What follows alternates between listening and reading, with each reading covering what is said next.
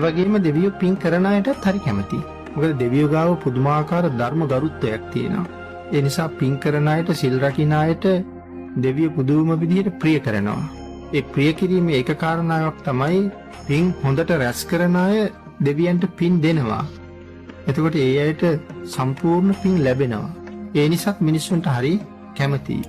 සක්‍රදේවේන්ද්‍රයන් වහන්සේ සඳහන් කරනවා මනුස්ස ලෝකෙට සිව් දිසාවටම වඳිනවා කියලා. එක දවසක් මාතලී දිව්‍ය පුත්‍රයා සක්‍රදේවේන්ද්‍රයන් වහන්සේගෙන් අහනවා, ස්වාමීනි මේ පස්පව් කරන නරයන්ට ඔබ වහන්සේ වන්දනා කරන්නේයි කියලා. වර්තමානයේ නම් සක්‍රදේවේන්ද්‍රයන් වහන්සේ සෝවාන් වෙලා ඉන්නේ. ඒකෝට සෝවාන් වෙච්ච උත්තමයි.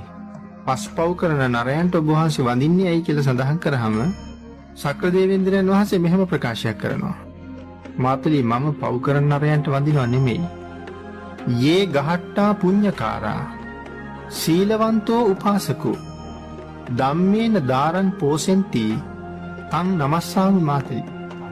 මාතලී මනුස්ස ලෝකේ ඉන්නවා යේ ගහට්ටා පුඤ්ඤකාරා, සමහර ගෘහපතියෝ ඉන්නවා බොහෝම හොඳට මේ කර්මඵලය දැනගෙන පින්කම් කරනවා.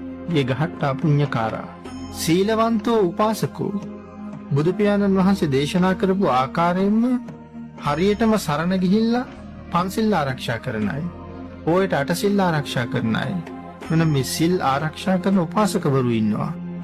ධම්මේන ධාරං පෝසෙන්ති, ඊටාම ධාර්මිකව ධනෙ උපයලා තමන්ගේ අබුදරුව පෝෂණය කරන අය, ශ්‍රමණ බ්‍රාහ්මණයෝ පෝෂණය කරන අය, මව්පියෝ පෝෂණය කරන අය, ධාර්මිකව ධනෙ උපයලා තං නමස්සාමි මාතලී.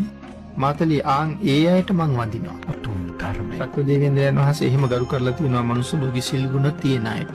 ඒ සක්‍රදේවේන්ද්‍රයන් වහන්සේ ධර්මයට ගරු කරපු නිසා තමන් කොයි වාගේ තරාතිරමක හිටියත් සිල්වතෙක් ගුණවතෙක් දැක්කහම ගරු කරලා තියෙනවා.